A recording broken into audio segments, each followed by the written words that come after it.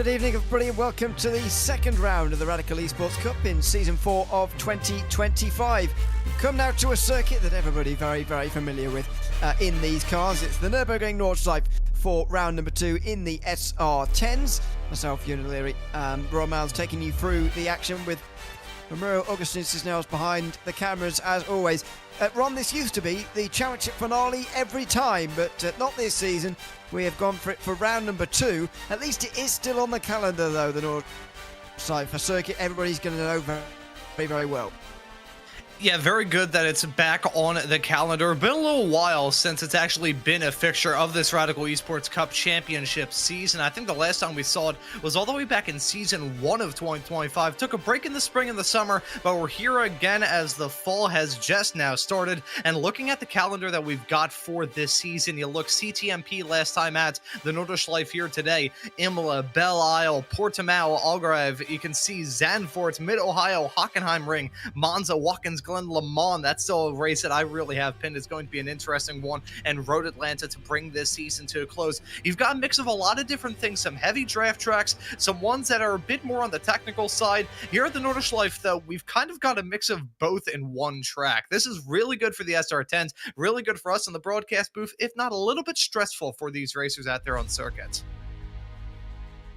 Here are the standings after week 1, and as we know, it does get very complicated, but Andres Friedrich scored the most points last week, ahead of Havard Gulliksen. They're the only two to have more than 400. Heinz Braun and Rafa Blanco, the only others to have over 300. Peter Ivany is next, ahead of Andre Castro, who won our broadcasted race last week at Interlagos.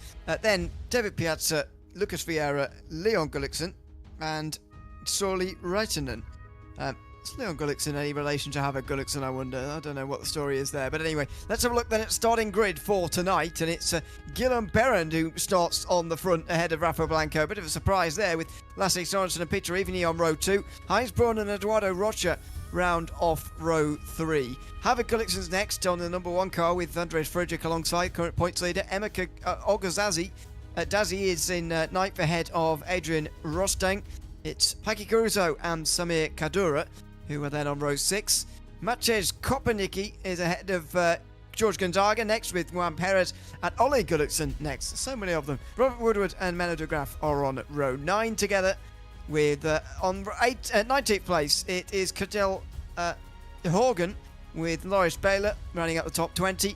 Ernesto Romero and Daniel Kroger on row 11, and of Callum Foster and Guillermo Cravo, who will round out the field in 24th position. As far as I can see, there they are all lining up on the grid. A mixed up grid, I think you've got to say, Ron, after looking at that qualifying order. Yeah, very, very mixed up. These races at the Nordschleife always a bit different in the sense that it's a qualifying session that's away from the race session. Here we just have a quick little practice, then we head off into this race that lies ahead. It's going to be a quick one, 4 laps around this track and go by in the blink of an eye. We saw the Radical Americas Championship run here earlier on this year. Here at the Esports Cup, in the official series, we're here for some fun. I love this combination. It's nostalgic. It's a first ever track and car combo that I did a broadcast on. I'm looking forward to it. You can see the revs rising already. That's very normal. The guys do rev out the engines before the race actually gets underway, which it is about to right now. Here we go. Green flag here from the Nordschleife, and we're underway for 4 laps of racing on it. Coming down towards turn number 1. That is a big squeeze on the way in there. They all come through the first corner for the first time and down the other side of the hill towards the Hatzenbach. Single file for the leaders, but sorry, for third position. A brief free-wide moment. The field behind seems to have finished bottom in Stupid, and front by braking quite stably already in this race. Yeah, as per usual here at the Nordschleife, drama down into turn number 1. It's the shortest run between that start-finish line and turn 1 of any race here in the Radical Esports Cup, and that usually creates a bit of a stack-up, bit of drama there. Very unfortunate for those racers that got caught up in drama at the very beginning of this race, but for the racers up at the front, it will get them a little bit of a reprieve. You can see the gaps growing. Eduardo Rocha in the number 6 car has dropped down a little bit. He's now down P16, actually dropping below that as Robert Woodward has been able to jump out into that spot. He's now down in 20th. A disastrous start from Rocha, a little bit farther towards the mid-pack of this field. Down towards Arenberg for the first time for Guillaume Perrin, who leads the race out of Rafa Blanco, and then Peter Eveny and Heinz Brunn and Lasse Sorensen, who break away from the rest of the field. But how close are these guys going to stay in the opening laps here? The slipstream around the north side is surprisingly powerful if you can utilise it. Starting, of course, from the leader, Guillaume Perrin, who hasn't exactly got away from the rest of the field just yet. This is a little bit what happened further back in the field. Callum Foster having, well, the shortest amount of time between the start line and the crash there. In fact, I don't even think he'd had crossed the start line yet before having an incident there. This was all in the midfield. Having Gullikson go for a spin. That's what all the smoke was about. And then you can see everybody delayed behind as a result. Yeah, it's unfortunate for Gullikson, the champion back in Season 1 of 2025 here in the Radical Esports Cup. He's on the back foot massively. He'll have to try and work his way up through the field. It's a very long part of this lap that these racers find themselves in before they get back into that drafting game. Here, though, it's kind of like a marathon, not a sprint. You have to pace yourself, realize, okay, we've got 4 laps of racing action here at the Nordschleife. That is a very long amount of time. These cars are fast, but they also have a very strong slipstream effect. And with the counter of that, you also have a pretty bad amount of dirty air heading off through the tight twisties around this lap. So for pretty much everybody up and down the field, the main agenda, firstly, keep it out of the wall, and secondly, keep with your competitors, because if you lose touch with them a little bit too much before you head onto that back flat-out blast, you're just going to be a sitting duck. Down and towards Bergberg now, with Perrin leading the way ahead of Rafa Blanco, Peter Eveny, Heinz Brunn and Lasse Sorensen as well. Heinz Brunn was on the podium last week, it's worth remembering, in our 2100 GMT broadcasted split race. Blanco finished in 10th place, so he did appear last week, but obviously Perrin didn't. This is Rada Rocha dropping even further down, currently 23rd and only ahead of driver who's already out of the race, Callum Foster, who we saw his issue earlier on. Perrin under pressure here from Blanco, and Peter Eveny with the double slipstream can't really go anywhere with it into the mud curve this time. And you can see there in that moment from Rocha, just overheated the tires in the earlier stages of this lap with the drama in the opening moments. And ever since then, he doesn't have an opportunity to cool them off. This track is a relentless assault on the drivers and the tires on their cars. So you get into the mid-sector and those tires are screaming in agony, and you're going to be backwards more often than not as we see this battle for first still very much intense. I want to keep my eye on our P2 runner of Rafa Blanco. Really, these top 3 drivers that we have seen a decent amount of in the past in the Radical Esports Cup. Perrin, a driver that I don't think I've seen in this series in well over a year, but nice to see him return in that number 2 car. Rafa Blanco won the championship in Season 2 of 2025, so nice to see him running up at the front once again. That's Juancy Perez getting pile-driven in a multi-car accident. Dear me, who started all that? Ole Gullikson was also involved. There's a number of drivers actually who have been dropping down the last few moments, and it didn't end there actually. Loris Baylor's been dropping down the last couple of moments, and he had contact there on the way towards the carousel, and yeah, it's all a bit messy down the back of the field. Unfortunately, 2 into 1 at the carousel is never going to go. Yeah, side by side. I mean, it's hard enough to stay on the banking just single file running by yourself in a time trial session, let alone trying to get a move done in a race. That was never going to work at all. But in all that drama, we've seen a little bit of a breakaway. Paki Caruso making up some spots already, up 5 spots from where he started in this race. In the number 5 cars, look at Andreas Friedrich against some pressure from Samir Kadora. Kadora, a racer who I've covered a lot in this series over the 3 years I've done it, and also racer I've gotten the opportunity to drive with in these cars myself, and I can assure you that he is a very aggressive racer in these SR10s, and based off the fact he tried to go for a move on Friedrich at a section where these cars can lose it by themselves, definitely a move on brand with Gadora, but I'm not sure if that's going to win many favors with Friedrich. That was a pretty dicey move on the way towards Flanscott that time round, but there you can see the movers and shakers. I mean, if you just stay out of trouble, again, you will make up places. Ernesto Romero has made up the most, and he's up to 13th so far as they come onto the back straight now, and the long run up towards the Bilstein Bridge. A bit of weaving around going on out front there, by the way, as the slipstream is trying to be broken. There is Ernesto Romero, who is currently in 13th position. Ogazdazi, is up to 9th ahead of Matej Kopernik here further up. Andreas Friedrich gets out of Paki Caruso. Lasse Sorensen ahead of Heinz Brunn as well. Kadora ahead of Caruso as well. It's all going on further up front, and indeed about for the lead between Blanco and Berend, but Blanco just backs away, and It seems much similar actually to what happened at the Mutkova last time round. Actually, as Rafa Blanco decided to, not go for a move there at the top of the hill. That wasn't a surprise because it's often very narrow and difficult at the top of the hill there. But maybe a bit more of a surprise that he didn't try anything at the end of the back straight there. Yeah, that is very surprising. I wonder if Blanco tried to go for it and then maybe just lifted off thinking, okay, I mean, the draft in these SR10s, obscenely strong. I mean, I've said this on several occasions. I'll continue to say it for as long as I'm doing these shows. The SR10 probably in the top 3 in terms of drafting cars on road courses at the very least. These cars could probably give some stock cars a pretty high amount of trouble when it comes to how strong the draft is. It's basically like you've got a vacuum cleaner on the back of these race cars sucking them together, and especially heading down the back straightaway here at the Nordschleife. That is draft that you can't really avoid. It is just, you feel like a sitting duck if you're the one punching the hole in the air. We've seen it in some of the broadcasts that we have done together here at this track, and the drafting in these cars so strong. Now, long that flat-out blast is, I'm genuinely shocked that Rafa Blanco didn't go for that move, and I'm a little bit surprised that he didn't go for one yet again on Barrett, down into the hairpin. You can see that he had a big run. I think Blanco deciding to play the patient game. I wonder if these three have kind of a gentleman's agreement saying, you know what, we've got it good at the moment. We still have a long ways left to go in this race. Let's just work together and try and extend this gap, so even whoever gets shown the door in this battle can still walk away with a pretty alright result. I wonder if that's what we've got going on between these front 3 right now.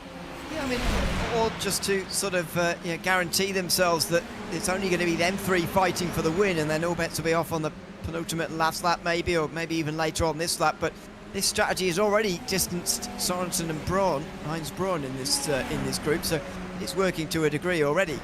Here, oh no, off, and Blanco's going to pull it up in time, will he? Well, he's gone a bit wide, and here comes Peter Ivany on the exit towards Callenhard. Inside line he goes, downhill braking zone, and this could allow Guillaume Barron to get the lead. Blanco realises that, I think, and lets Ivany through, but that could be a fatal error as he went wide there through Metzgersfeld. Yeah, and around this racetrack, if you get knocked off your groove a little bit, it can be detrimental. Of course, with the turns coming back to back to back to back, it's kind of like a domino effect. You know, if you're going down a flight of stairs and you miss one step, it's just going to snowball from there until you eventually trip up, as that's Crevo with a moment ending up stuck in the wall, it looked like. Oh yeah, he did get caught in the wall. That's a first. I don't think in my entire time covering iRacing events I have ever seen a racer get stuck in an Armco barrier.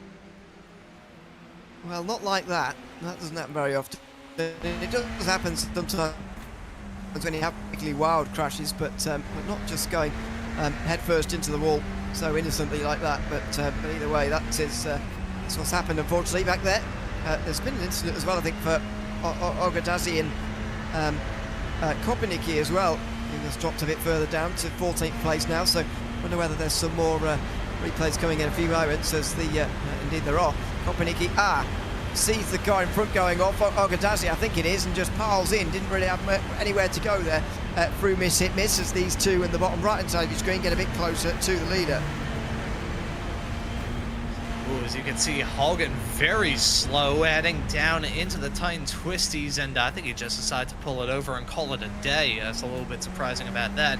But as we have seen, this track, it's a tough one. It's kind of synonymous for being a very tough racetrack.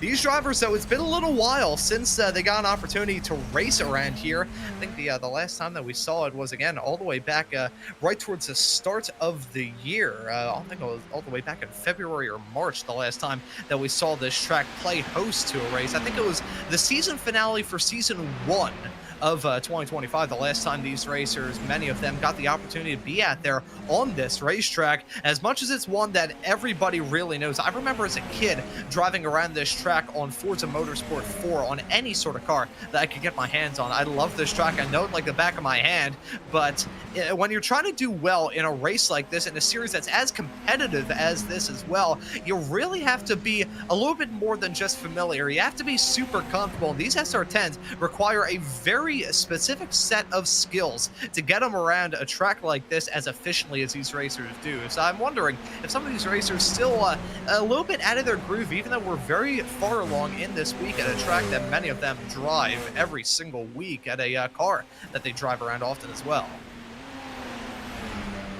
every time they go through this final sector, you can see that Guillaume Barron gets a bit further away from the rest, and now a second and a tenth. It will go down under a second now from Ivanyev, and I think they're going to be close enough to just about stay in touch with the long straight coming up here. But it is notable how Barron is faster through this section of the racetrack. This is looking back from Samir Kadura, who's at the front of the other group in this field. The front five very much breaking away, but Kadura at the front of the next one with Caruso and Friedrich in the next positions. That's wide from Ivany, and here comes Blanco. He's not going to go from Ivan to Galmankov, but that is going to put him a long way. Look at that, a second and a half almost it is between the two of them, and well, that is a lot of catching now to get Barron back again. Yeah, and if these two battle even a little bit on this next lap, they may have to worry about two things. One, Barron just driving off into the sunset, and also a look behind Lasse Sorensen and Heinz Braun. They're not too terribly far behind these racers either, and you can see them bump drafting, heading their way down the back straightaway. Rafa Blanco nearly ended up in the fence coming out of the turn onto this back flat-out blast. I saw him do a little bit of lawn mowing in that car, but he's back up there, giving him the draft, giving him the bump. It got really wiggly there. Those two cars linked together, and in all of that, it's brought the gap back down to about a second, which is usually what I like to call the danger zone in these SR10s. Any higher than that, and they're at risk of losing their draft. But again, here at the Nordschleife, there's not too many opportunities to really take advantage of that draft outside that massively long back straightaway. So if these racers could just piece together a clean lap and maybe keep their fingers crossed to that number 2 car as a bit of a sideways snap, they could very well find themselves back in this battle, which would be music to their ears and a bit of a disappointment to Sorensen and Braun, who were definitely smelling blood in the water a few moments ago. They're just a little bit frustratingly far behind at the moment, are Sorensen and Braun. It's the second group as well. Kadura, Caruso and Friedrich continue on. 6th, 7th and 8th place for them. George Gonzaga and Daniel Kroger, the last drivers inside the top 10 at the moment, but Kroger's made up a lot of places to get there. You can see he's number 21 in the numbering system, which means he's not one of the fancied drivers, certainly for this race here today, out of the 24 starters who we have this evening. As they come up over the top of the hill, these guys now in this group for 6th place. Kadura takes the right-hander absolutely flat out, as you do in these Radical SR10s, and Caruso just gets into the slipstream here. Oh, and he clips the curb, dear me. He misjudges that completely. I think he must have been unsighted by the 16 car in front of him. Oh, no, and now there's contact. Oh, and a big spin for Kadura across the other side of the road too.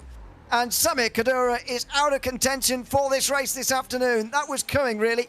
Paki Caruso couldn't seem to quite judge where he was at the track at any point there, and he's unfortunately involved in an incident now with Samir Kadura down on pit lane. Yeah, Caruso and Kadura both had a wild ride through there. You could see that moment from Caruso when he slammed that curb as if he was racing in a touring car. The inside, the left side tires were probably, I'd say, about 1.5 feet up in the air, which in these cars, I mean, a small little curb whack as we saw at CTMP last time out can really mess you up.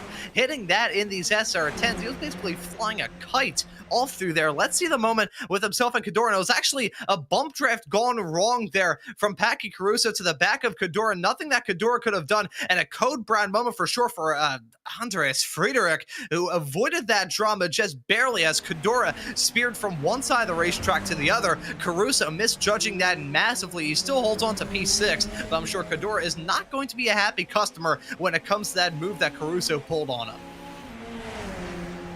Yeah, I'm sure not as well, and you know whether it just does look like a misjudgment, doesn't it?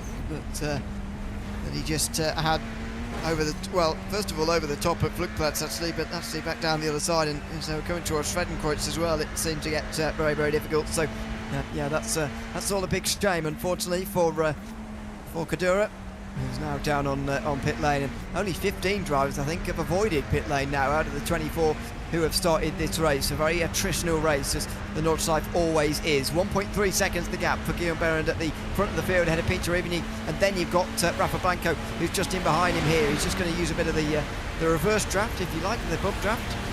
There we go. Just get him squarely, then that's all fine, but that gap is quite worrying actually. 1.3 seconds at this amount of time remaining in the race is quite a big disadvantage to try and overturn now.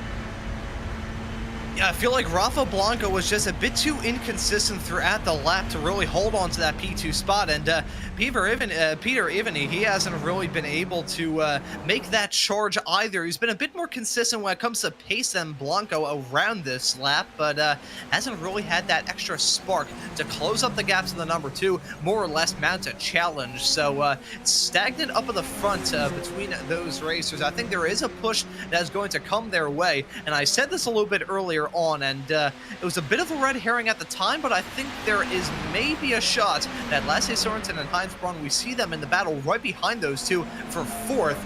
They're going to have to get involved in this battle soon, because those two, they haven't been throwing haymakers at each other. Lasse Sorensen, a veteran in these cars, Heinz Braun, a veteran in these cars as well. As much as Braun is a very aggressive racer in these events, never one to take it easy. He's always the one that's going to take his gloves off and really get physical when it suits him well. I've seen him as a racer kind of mature with age, so to speak, as we've gone a little bit farther along with these races. But Braun and Sorensen haven't really battled, and they're certainly not going to battle, as Braun lost out on a lot of time, now about a half a second, the gap between those two. If they can take it easy, though, and really allow Peter Ivany and Rafa Blanco to start to battle a little bit farther up the road, we could very much so see that 2-2 fight turn into a 4-car scrap.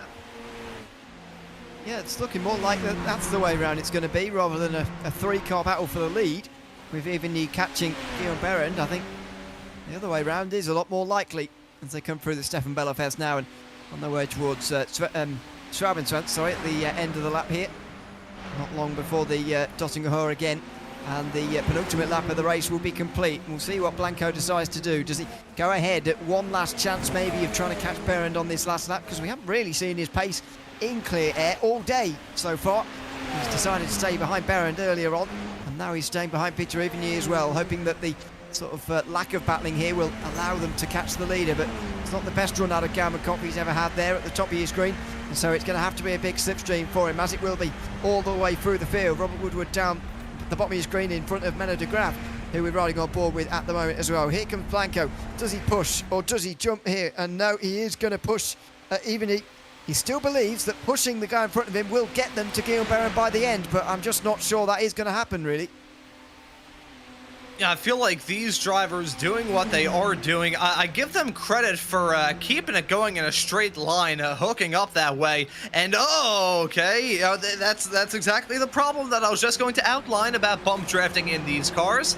They're not stock cars. They don't have bumpers that are meant to lock together like puzzle pieces. The front of an SR10 doesn't look too compatible with the back of an SR10. So whenever you're doing that, can work good when both cars are going arrow straight. But if there's a small little undulation in the road, whether it be a bump or most importantly a turn, the driver pushing won't have to worry about it too much. They'll definitely have to take a little bit of caution if they want to keep it all clean. But the driver getting pushed, I'm not really sure the best way I could describe it. It's basically, if you've ever run down a ramp, like a really steep ramp. I remember one time as a kid, I went to Pocono Raceway, which is my hometown track, about an hour and a half away from where I live, and I was running down the tunnel that goes underneath the track, and that is a steep tunnel, deceptively steep. As a kid, I was running down there, and I was going so fast that I couldn't stop. So if you're the car getting pushed, heading down a flat-out blast like that, you're gonna feel like I did when I was 8 years old. The thing is, though, these racers, they may have less of an opportunity to slam face first onto a concrete floor, but they're still gonna have to worry about slamming straight into a concrete wall. Yeah, and it's always the danger when you're pushing one another like this. It's one, well, maybe not the primary reason, but certainly one of them that I'm surprised Rafa Blanco's decided to persist with this for so long.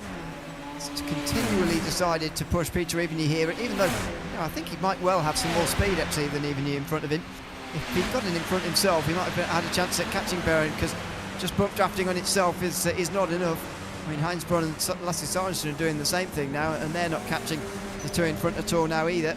Gap now nearly 2 seconds there, so it's very much a case of two pairs of battlers for those minor positions, and looks like it's going to be Berend to take the victory here tonight. As the rest of the field continues on, we do still have 21 in the race, would you believe it? Samuel Kadura is still down on pit lane, by the way, and so he will he will finish down towards the back, along with a couple of retirements as well, which we unfortunately do have tonight. Yeah, I know this is a very tough racetrack, and with it, you're going to have some retirees. I gotta say, though, as a whole, these racers have coped with the challenge rather well. You know, I remember I said right before we grabbed the green flag in this race that this was the first ever track that I did a Radical broadcast on. It was my first ever broadcast period all the way back in March of 2023. I had no production feed, so I had no idea what was going on, and I think I jinxed just about everybody, because as soon as I opened my mouth, that was when another incident would take place. Bearing in mind, the SR10 has had a lot of improvements over the past couple of seasons on the iRacing platform. I remember when I first got into driving these cars, there's some updates that basically made it feel like a Formula One car from the 1940s. But now, as much as these cars still have a lot of challenge, they are monsters around any sort of racetrack that you put them on. Lap times comparable to a GT3 car. And I'll tell you what, speaking about some of the lap times that we have had up to this point, your current race leader of Guillaume Barron, his current best lap of the race as it stands right now is a 6:16.9. That is blistering in these SR10s with a Ford EcoBoost engine in the back of them. That was an attempt at Rafa Blanco trying to come past there, by the way, and towards the mud curve, and couldn't do it. So I wonder whether this is more of a case of Blanco hasn't been able to make the overtakes rather than is simply unwilling to make them at this stage, as even he goes a bit wide there as well into the Starstrucker, and here he comes on the outside line, does Rafa Blanco, looking right, looking left, and into the carousel. He does not go for it on this occasion. Heinz Braun still keeps the position ahead of Lasse Sorensen. Further back, Daniel Kroger still in front of George Gonzaga. Robert Woodward still in front of Mena de Graaf, although that's pretty close as well for 10th place. In fact, de Graaf does go through on the way towards the mud curve himself. So that's at least 4 two-driver battles inside the top 10. We're going to enjoy on the run towards the start-finish line, or indeed the run under the bridge, because that's where all these battles tend to be settled at the Nordschleife. And I wonder what sort of swapperoos we are going to have. The gap between Braun and Sorensen once again closed. Braun was able to close it up and jump his way up into 4th. Peter Eveny and Rafa Blanco still involved in their own little battling. I talked about this last week in reference to Rafa Blanco. Won the championship in Season 2 of 2025 here in the Radical Esports Cup. But last season, pretty much everything that could have gone wrong did go wrong. But nice to see him out here on the racetrack, currently running in 5th. Do want to touch on your reigning champion here in the Radical Esports Cup, and your race winner last time out at Canadian Tire Motorsports Park, Andre Castro, not here this week, and hearing as well that he actually had a technical issue. His one wheel rim that he had apparently broke, so he's got a new one on the way. Not gonna be here for this week's 2100 GMT broadcasted race on RaceSpotTV and the iRacing Esports Network. But I'm sure our reigning champion with some experience racing in cars in real life quite extensively as well. I'm sure he's gonna be back in the weeks that lie ahead, and he's gonna give us another fantastic championship battle to talk about here in Season 4. Yeah, absolutely. Very, very early on to be looking into the championship, but just having a peek into it already here after just a couple of rounds here from Mosport last week, and the Nordschleife this week as well, which is round number 2. Now then, how are these battles going to be settled? Which way is it going to go in these pairs? As Guillaume Barron is going to take the victory here by the looks of things by over 2 seconds. He's actually going to put a lap on somebody towards the finish line as well. Somebody who doesn't want to do all 4 laps by the looks of things. Peter Eveny is not far enough in front of Rafa Blanco here. In fact, he might be close enough to actually try and repass again, which might come to his advantage. And there is the slower car just using that a little bit there. There's a bit of a draft. And now Blanco is going to have to be on the defensive here. He might have even got a bit too early as he got past. He's weaving around. Oh, and a big crash in the background. Lasse Sorensen hit the lap car.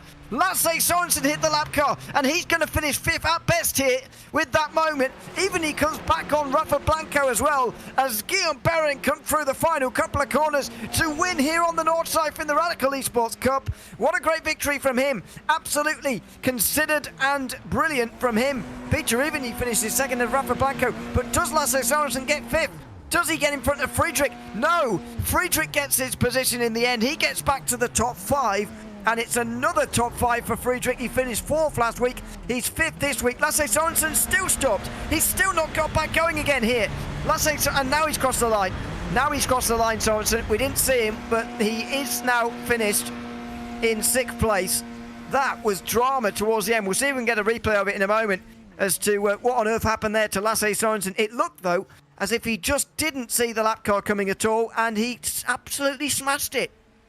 Yeah, I actually took a look at in session, and we'll hopefully be able to load up that replay in a couple of moments' time. It was a lap car of Cravo in the number 24 machine. That's a lap car in that situation. Heinz Braun ducked out, trying to get the draft, and Sorensen just didn't react in time. He just slammed straight into the back of him. Not a lot of time to get that all done. Of course, you can take a look at it in the replay and think, oh, what could have been? But in the heat of the moment, there's not too much that you can do when the car right in front of you dives out of the way, and then you see a car there going much slower. I'll actually go in to see what the speed differential was. Lasse Sorensen was going about 166 miles an hour at the time of that contact. Cravo was going 105, which is very, very slow heading down that back straightaway. A messy incident at the end of this race.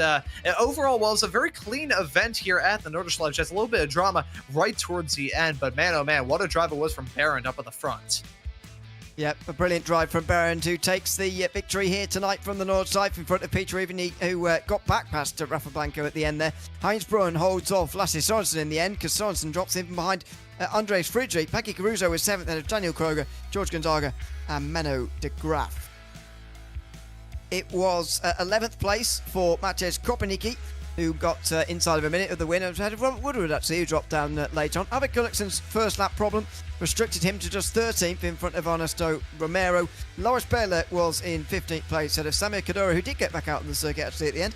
Andres Rostein, Juan Perez, Kael Horgan, Ameka Ogazadazi, who rounds out the top 20.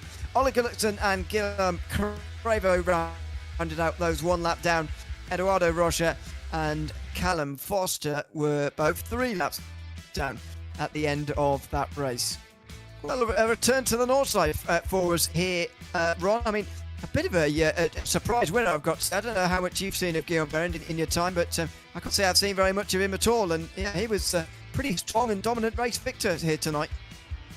I feel like the old wise man now, despite the fact that I'm not old or wise, but I have seen a little bit of him here in these radical races. Not too much, though, and I gotta say, though, brilliant drive from him, and a race where we saw some upsets, I think would probably be the best way to describe it. You look through the results, you look through the field that we had, some racers that we usually see a lot of, in the case of Heinz Braun, Andres Friedrich, Lasse Sorensen, Paki Caruso, many, many others throughout the field, but then you look at some, and really either their first time running with us in quite some time, or their first time ever, as you can see.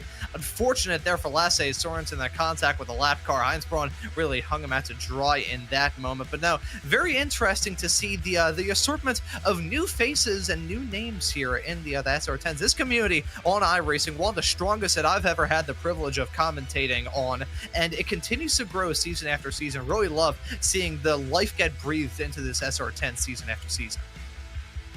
Yeah, it is absolutely fantastic, and again, it's been great to get some new names. As you say, I do wonder whether we're going to see them repeated over the course of the next rounds. And just before we go on, it doesn't look like we're going to get any drivers at the moment, but we'll just hold on for a moment in case we do. Talk about next week, because we'll be at Imola for the 3rd round of the championship. That will start same time, same place as you found this broadcast, 2100 GMT, as always, 3rd of October. Yeah, it'll be midday in Sim. Maybe pretty warm because it is late September in Italy, but a very different circuit to the Nordschleife in some ways, in the way that it's a lot shorter, of course, but should still be the same great racing. I think it's going to be another one of those circuits, a bit like Sebring last season and so on, where it's the perfect mix between overtaking possibility, especially down in towards Tamburello, but also technical challenge for the drivers as well.